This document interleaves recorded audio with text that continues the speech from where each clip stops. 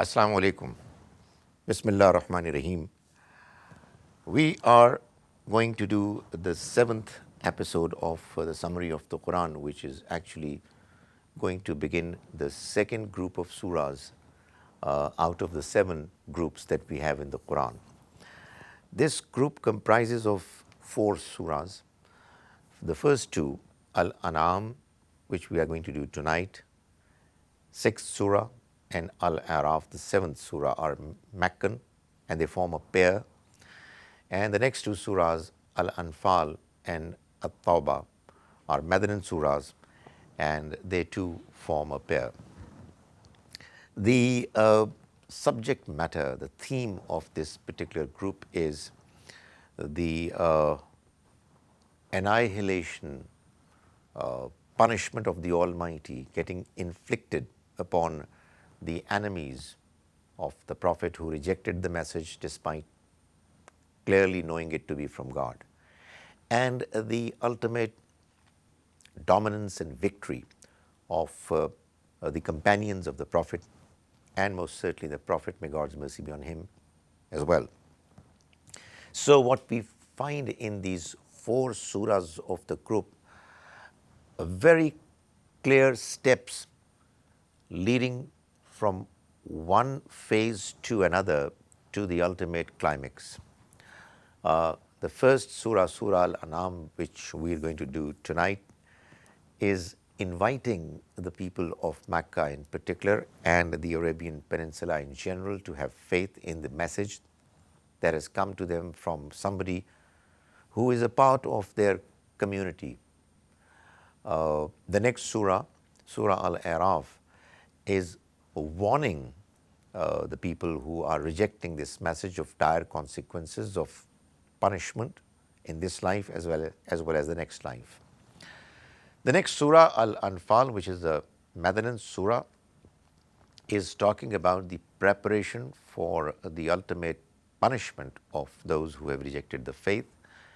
And because this punishment was to be inflicted by believers, therefore the believers are invited to prepare themselves for that battle, morally, spiritually, as well as physically, militarily.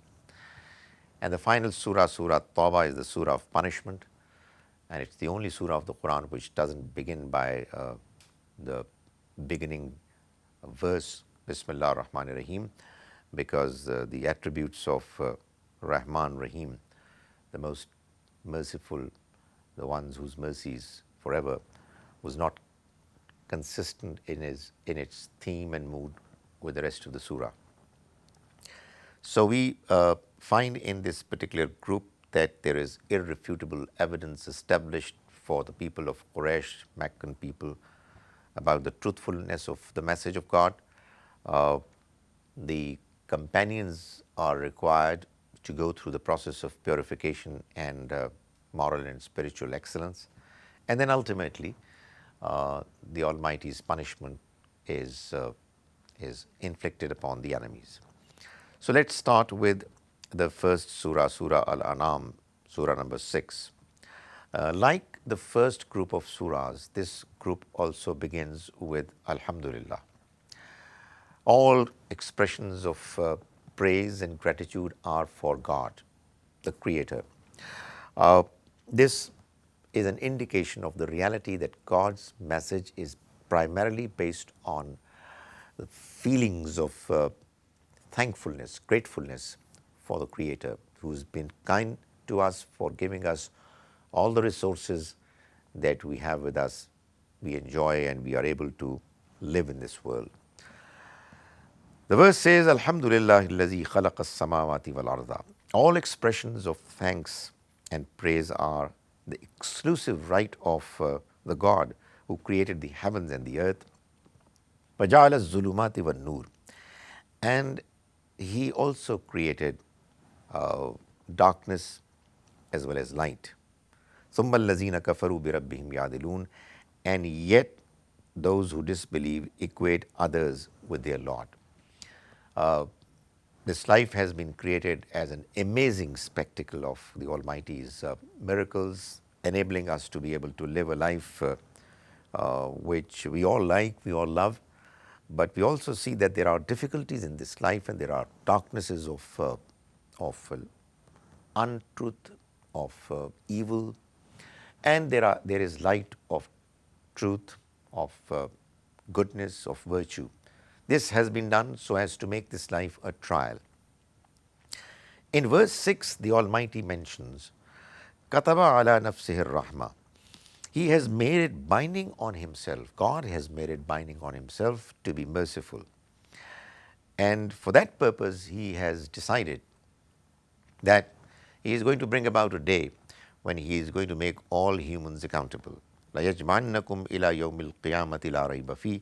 Most certainly he is going to gather you all on the day of judgment, لَا رَيْبَ فِيهِ, the arrival of which is beyond any doubt. This is very similar to what we find in Surah Al-Fatiha, the first surah of the Quran, wherein the Almighty says that He is Ar-Rahman Ar-Rahim. His mercy is profound, His kindness is forever, Malik Yawmiddin. Therefore, He is going to be the master of the day of judgment. The idea is that God is merciful, and indeed His mercy is reflected in many things that we are experiencing, benefiting from in this life. Yet we do find that there is injustice, tyranny. People are subjected to torture, miseries, and one often wonders, where has the merciful God gone? And the answer given by the Quran is that He's there, watching you all of you. But because He has made this life a life of trial, therefore He has chosen not to intervene immediately in some of the wrongdoings that are happening in this life, to allow all that is happening to go on with freedom, without any coercion, force, so that in the next life, on the day of judgment, when judgment is made, accountability process is undertaken, everybody is judged with justice and mercy, because it's God's mercy which would require the people who were tortured, who were exploited, to be compensated fully for what they went through. So this day of judgment that the Almighty promises so very often through His messengers is a day that's going to happen because God is merciful.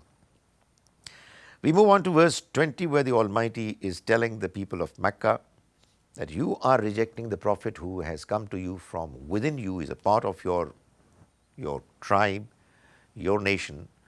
But on the other hand, الَّذِينَ آتَيْنَهُمُ الْكِتَابِ, those whom we gave the book, that is before the Quran, يَعْرِفُونَهُ, they recognize him, كَمَا يَعْرِفُونَ أَبْنَاهُمْ, the same way as they recognize their own sons, their own children. الَّذِينَ خَسِرُوا أَنفُسَهُمْ, but those who have caused harm to their souls by doing evil things, فَهُمْ لَا يُؤْمِنُونَ, so they are not going to believe. That is, whether you believe in our Prophet or not, it doesn't really matter. It doesn't matter to us. It's going to cause harm to you if you don't believe. But the people who know God's messages, the messages that have been coming before in the earlier times to the earlier prophets, they know that He is God's messenger because of what's mentioned in their books. Then the Almighty mentions in verse 33, the above verse was verse 20, the next one is verse 33, where God is saying, قَدْ نَعْلَمُ أَنَّهُ لَيَحْزُنُكَ الَّذِي يَقُولُونَ. We know, this is something that has been in our notice, that it causes pain to you. You are grieved at what they are saying. So we know it. فَإِنَّهُمْ لَا يُكَذِّبُونَكَ. But you know, Prophet, the reality is that they're not denying you. وَلَكِنَّ الظَّالِمِينَ بِآيَاتِ اللَّهِ يَجْحَدُونَ. Instead, these evildoers, unjust people, are actually rejecting God's verses. So why do you grieve? You're just delivering our message. So if they are not accepting it, they're actually rejecting our message. So have comfort, don't be too upset, and keep doing your job. We move on to verses 42 to 44, where the Almighty is telling us that when He decides that a certain nation is to be taken to task for rejecting His message that comes to them through His messenger, He doesn't do it all of a sudden, overnight, abruptly. He makes the nation go through different experiences. The experiences which, if an individual or a group of people were truthful, sincere, open-minded, they would have paid heed to the message. They would have learned lessons from the experiences that they were given to go through. So the Almighty tells us, وَلَقَدْ أَرْسَلْنَا إِلَىٰ أُمَمٍ مِّن قَبْلِكَ. O Prophet, we sent messengers to earlier nations before you, but they rejected them. They did not accept what our earlier prophets told them. فَأَخَذْنَاهُمْ بِالْبَأْسَاءِ وَالضَّرَّاءِ. So what happened was that we caused them to go through economic and physical difficulties. Why? لَعَلَّهُمْ يَتَضَرَّعُونَ. So that they are humbled. You see, it so happens that when, to begin with, a message is delivered to a group of people, messengers delivered the message to their nations, because they were intoxicated by their achievements, they were arrogant, they did not pay heed to what the messenger was saying. God doesn't seize such people immediately.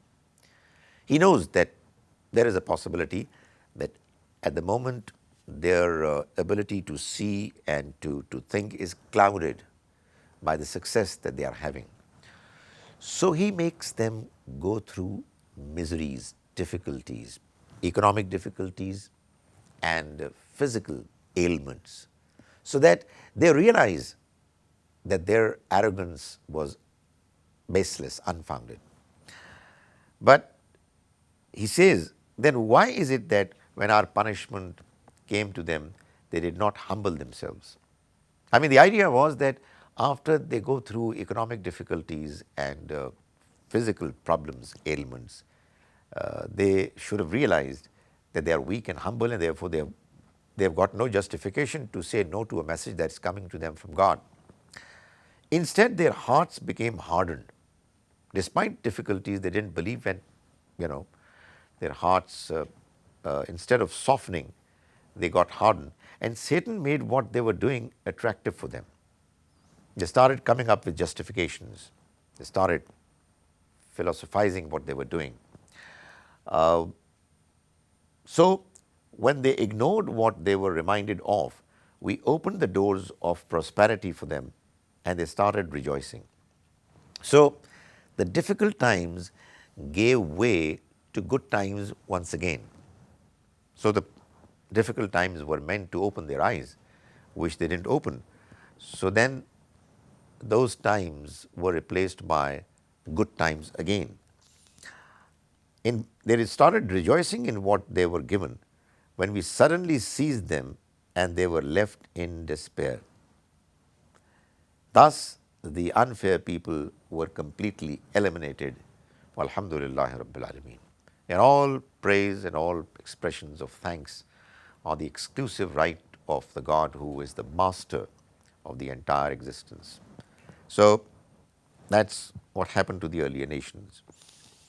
Then the Almighty is telling the Prophet in verses 54 to 55 that the people who have believed in Him are the ones who deserve His attention, care, His loving approach. So He should not be bothered by the people who are rejecting Him, ridiculing and talking all sorts of evil things. The Almighty says, وَإِذَا جَاءَكَ الَّذِينَ يُؤْمِنُونَ بِآيَاتِنَا. When, O Prophet, there come to you people who are believing in our verses. فَقُلْ سَلَامٌ عَلَيْكُمْ. say to them, peace be upon you. Greet them uh, with politeness, with warmth. Kataba rabbukum ala nafsihi rahma. Tell them, your Lord has made it binding on himself to be merciful. Annahu man amila minkum su'an. And this mercy of the Almighty is going to be expressed in different ways, and one of which is that whoever amongst you does something evil, wrong, bijahalatin, out of ignorance or influenced, overwhelmed by emotions all of a sudden, thumma taba min ba'dihi wa aslaha, then he would repent after that and would correct himself. Fannahu ghafurur rahim, then he'll find him, his God, forgiving and merciful. So the Almighty says that, O Prophet, tell your companions, give them this good news. God is merciful, and don't worry about some of the wrongs that you've done unwittingly, not planning them to be done that way, but for one human weakness or another, for the temporary invasion of evil on them. If they do something wrong and then they repent, God is going to be forgiving. And he says that وَكَذَلِكَ نُفَصِّلُ الْآيَاتِ, that's how we clarify our verses. وَلِتَسْتَبِينَ السَّبِيلُ الْمُجْرِمِينَ, so that we make clear the way of the true believers and we make clear the way of those who are criminals. That is, even though as humans we are all prone to do wrong sometimes, none of us is an angel. However, in order to distinguish between the right path and the wrong path, the path of those who are righteous and the path of those who are evil, the Almighty is clarifying this important principle that if somebody does something wrong because he or she is a human and then repents and corrects himself, the Almighty is forgiving. But if there are people who, despite doing things wrong, they continue to follow the evil path, then that really means that they have chosen to follow the path of criminals. Then we find in verse 68 a mention that while this process of preaching is going on, the non-believers, disbelievers, rejectors of truth, they make fun of the message and the messenger. They use words, remarks which are insulting. They blaspheme. So what should be done? The Quran, like all other teachings, is perfectly consistent in its teachings regarding blasphemy as well. So the Almighty mentions here, and this is a Meccan surah, but this is exactly what he says in the Medinan surahs as well. وَإِذَا رَأَيْتَ الَّذِينَ يَخُوضُونَ فِي آيَاتِنَا. When you see, O Prophet, people who are engaged in an offensive language against our verses, that is, they're insulting our message. They are talking negatively about excuse me, negatively about what we have revealed. The Almighty doesn't say that go and kill them and harm them. He says, "Farid anhum," ignore them and turn away from them. Hatta yahudu fi hadithin ghairi, until such time that they engage in a discussion other than what they were saying. That is, don't be in the company of the people who are ridiculing your religion. When they are doing it, remove yourself from that place. Don't react, don't shout, don't harm them. Just remove yourself from there until such time that they engage themselves in a different topic. And if you forget, فَلَا تَقُدْ بَعْدَ الذِّكْرَ, if somehow Satan causes you to forget that you've got to make sure that you're not there, you have to remove yourself.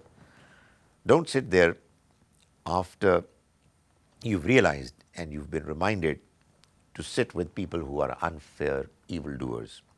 So that's what the instruction is. We will not cut off our relations with such people because we would continue to remind them. But we will not be a part of a company or an environment where our message is deliberately being ridiculed. Obviously, people would ask questions, they would ask serious questions. At times, they would be aggressive in their approach. That's not insult. Obviously, it's an opportunity for us to respond. But as and when we realize that there are some people who are not understanding the message, they're not serious about it, but they are insulting it, then we'll not stay there until such time that we realize that they are talking about something different. Then the Almighty, from verse 76 onwards, has mentioned the manner the great ancestor of the people of Mecca, as well as of the Jews and Christians, the great ancestor, the patriarch Ibrahim alayhi salam, delivered the message to his nation. His nation was idol worshipper. They were polytheists. His father was probably their chief. He was the most prominent amongst them all. And they were the kind of people you cannot talk to. They would start engaging in a debate with worthless arguments, but would not allow you to speak. So Ibrahim alayhi salam, he was asked by the Almighty to preach to his nation, invite them towards the truth in a way that was very intelligent, wise, and indirect. So what happened was that the Almighty says, فَلَمَّا جَنَّ عَلَيْهِ اللَّيْلِ رَأَى كَوْكَبًا. So when night covered him, he saw a star. And there were people around him. And he didn't talk to the people because they were very aggressive. They would not listen to him. So he talked as if directly to the star and said, "This is bright. This is my Lord." But then when the star disappeared, he said, "I don't like those who disappear." And then one night he found the bright moon, the full moon. And he made the same remark. He said, "This is my Lord." And then when the moon set, he said loudly, "Unless my Lord guides me, I'll be amongst those people who have gone astray." And then on another occasion, he saw the sun rising and he said, "Haza Rabbi, this is my Lord, Haza Akbar, this is the biggest, greatest." But when it set, he said, "I am free from what you associate with God." Now he got a little more direct. So he informed indirectly his fellow nationals, fellow tribesmen, that I'm trying to understand what you are believing in. But the problem is that they're not making sense. Can a star be a god? Can the moon be God? Can the sun be a god? No. They all set, they all disappear. And I have inni wajjahtu wajhiya lillazi fatara as-samawati wal ard.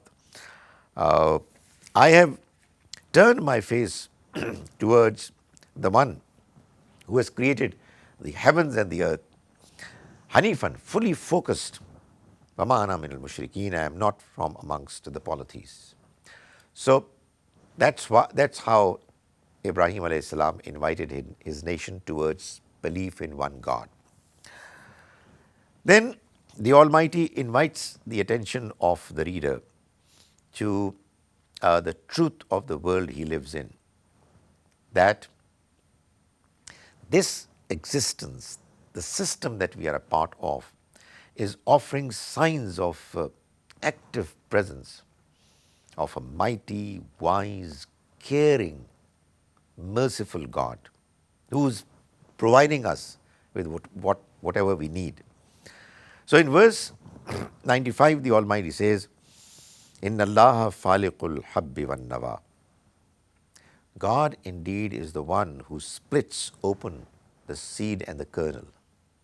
That is, it's because of this phenomenon that happens all the time that seeds are open, split open, and then crops, plants, they emerge from them, that we are all living here, because we all need food, and food comes from the soil, and the soil functions in a way that rain falls from the sky, the sun it showers its blaze, and the heat. It causes this phenomenon of splitting of the seeds and kernel to take place, and the end result is that we have crops, we have fruits, we have vegetables, which we eat, and those animals eat them as well, who become our food as well.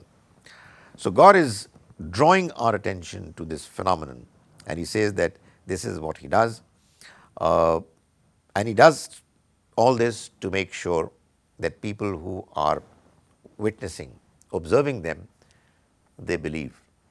But He says that only those people are going to pay heed to these signs, لِقَوْمِ يَعْلَمُونَ, who want to understand, لِقَوْمِ يَفْقَهُونَ, who are using their intellect, who are trying to understand, لِقَوْمِ يُؤْمِنُونَ, to the people who really want to believe.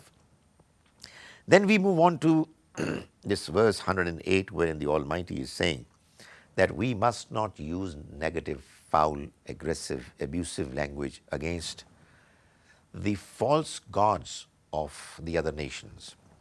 وَلَا تَسُبُّ الَّذِينَ يَدْعُونَ مِن دُونِ اللَّهِ. Do not use abusive language for those deities, false deities, whom they are approaching, praying to. فَيَسُبُّ اللَّهَ عَدْوًا بِغَيْرِ عِلْمٍ.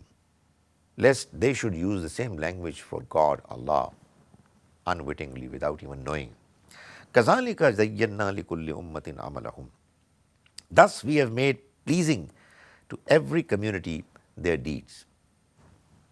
People are born to different nations, different religious groups, and they grow respecting their respective rituals, their gods, divine revered beings, and that's how people are.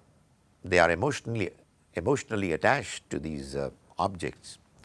If you are inviting people to the right path, it's so very important, therefore, that you recognize this reality and tell people politely what the truth is. Because if you are going to use aggressive, foul, negative language, they are going to retaliate. Then the Almighty mentions in verse 121, وَلَا تَأْكُلُوا مِمَّا لَمْ يَذْكُرِ اسْمُ اللَّهِ عَلَيْهِ وَإِنَّهُ لَفِسْقٌ. And do not eat from the flesh meat of animals on which God's name has not been pronounced. That is, when they are being sacrificed, slaughtered. وَإِنَّ الشَّيَاطِينَ لَيُوحُونَ إِلَىٰ أَوْلِيَائِهِمْ لِيُجَادِلُوكُمْ. Satan whispers, gives messages to his friends, supporters, so that they should fight you. Because if you are going to eat from the flesh of the animal which has not been slaughtered in the name of God, the Quran says, وَإِنَّهُ لَفِسْقٌ, it's going to be grave disobedience. Then God tells us that guidance comes to an individual through a process which the Almighty has decided, chosen Himself.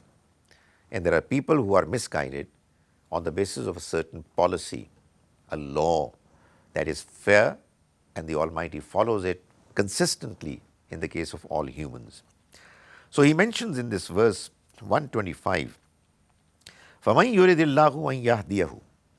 So whoever God decides about, that He's going to guide him, yashrah sadrahu lil Islam, he opens his heart for Islam. That is, he starts feeling comfortable with those ideas, concepts, and preachings. However, وَمَنْ يُرِدْ أَنْ يُضِلَّهُ, the one about whom he decides that he's going to misguide, he يَجْعَلْ صَدْرَهُ ضَيِّقًا, he makes his heart tight, harajan, constricted, narrowed, كَأَنَّمَا يَسَّعَدُ فِي السَّمَاءِ, it is as if he is climbing up the sky. As we know that the more we go upwards, higher, the more it's difficult to breathe because of the lack of oxygen. So the Almighty says that likewise is the case with the people who are not interested in believing. When they are invited towards God's faith, they gotta get upset. They are constricted, narrowed. This happens because كَذَلِكَ يَجْعَلُ اللَّهُ الرِّجْسَ عَلَى الَّذِينَ لَا يُؤْمِنُونَ. It happens because the Almighty spreads across filth on those people who don't want to believe. The filth of their evil ideas, wrong thoughts, bad deeds, immorality. If we become immoral, then there is this filth, dirt that surrounds us, which prevents people from understanding God's message, which is pure and pristine, and therefore it penetrates pure hearts. That's what God's policy is. 151 and 152 verses are talking about this theme wherein the Almighty is telling the people of Mecca that the kind of religious concepts that you are presenting, they've got nothing to do with God's message. They are your own innovations. He tells his prophet to tell them, let me inform you what exactly is God's message. So he says, قُلْ تَعَالَوْا أَتْلُ مَا حَرَّمَ رَبُّكُمْ عَلَيْكُمْ. Come forth, let me tell you what your Lord has made prohibited for you. Allah tushriku bihi shay'a, that you will not associate partners with him. You will not ascribe partners with him. وَبِالْوَالِدَيْنِ إِحْسَانًا, and you will be kind to your parents, and you will not kill your children for fear of poverty. For we provide you as well as them.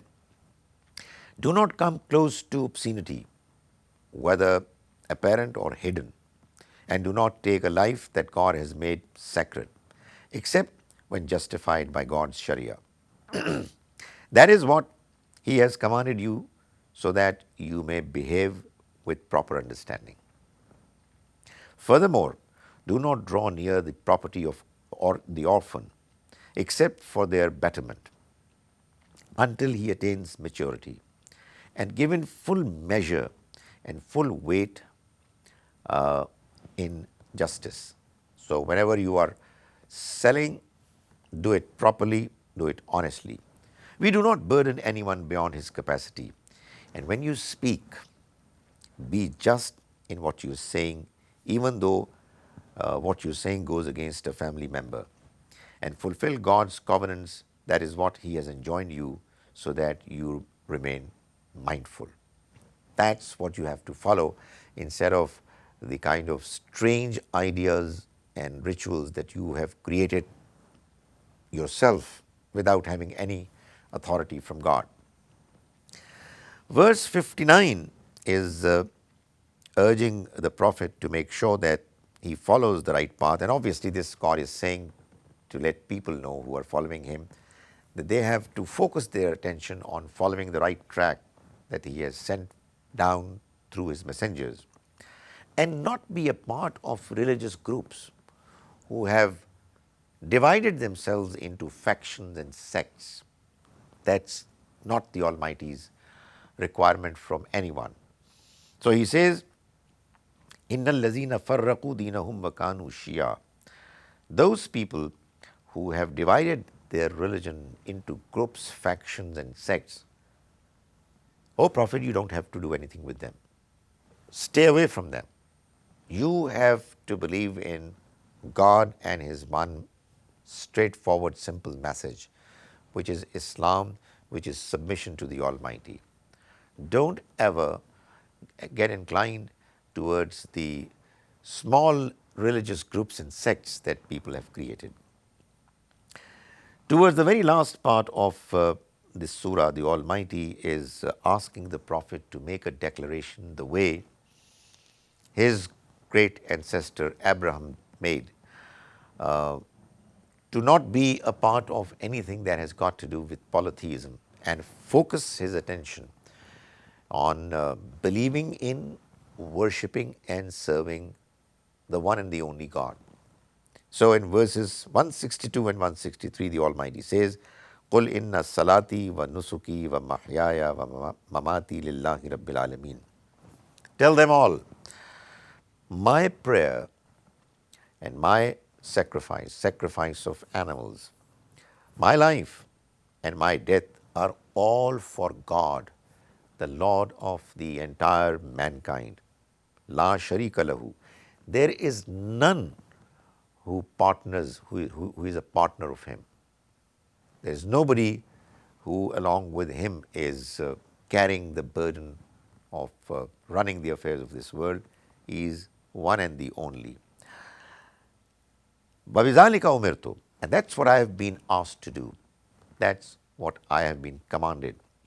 وَأَنَا أَوَّلُ الْمُسْلِمِينَ. And tell them that I am the very first amongst those who have submitted to the will of the Almighty. That is, while I am preaching this message to you, proclaiming it for the entire mankind to pay heed to, I am first and foremost submitting myself to this message. So that's what the pattern should always be. That the message of the Almighty is not meant to be taught and preached to others, but the person who is doing it has to make sure that he does as best as he can to be a model of submission to God Himself. Finally, in the very last verse of Surah Al-An'am, the Almighty says, بَهُوَ الَّذِي جَعَلَكُمْ خَلَائِفَ الْأَرْضِ. And it is He who has given you dominance upon the earth. That is, He has created you and the system of which you are a part in such a manner that you dominate it. You are able to do whatever you want to, obviously given your restrictions, to exploit the resources for your benefit. So you've got considerable power, influence, liberty. Why? وَرَفَى بَعْضَهُمْ فَوْقَ بَعْضٍ. And what we have done is that we have caused some people to be raised in worldly status over others. Why have we done it? لِيَبْلُوَكُمْ فِيمَا آتَاكُمْ. So that He should try you, test you in whatever He has given you. That is, He has given you this opportunity, these privileges, so that you are tested, so that He should find out as to who amongst you are good people, righteous people, who are exercising their liberty and freedom in the right manner. He says, إِنَّ رَبَّكَ سَرِيعُ الْعِقَابِ. Be absolutely sure that your Lord is swift in reckoning. This freedom that you've got is going to go very soon. It's only temporary. So avail this opportunity to perform well in this test of your lives, because God, when it's going to come to accountability, He is very quick, swift in reckoning. وَإِنَّهُ لَغَفُورٌ رَحِيمٌ. But it's not that He wants to scare you. It's not that he's somebody who is all the time angry at people, at His creation. إِنَّهُ لَغَفُورٌ رَحِيمٌ. He is forgiving and merciful. He knows that you have weaknesses. He knows that you have temptations and that you are going to do wrong. But then He has allowed you the opportunity and the inclination to seek forgiveness as and when you do things wrong. And whenever you seek His forgiveness, be absolutely sure that He is innahu laghafurur rahim. He is forgiving and merciful. His mercy is forever. May the Almighty enable us to understand His message properly, and may He enable us to follow it as best as is possible.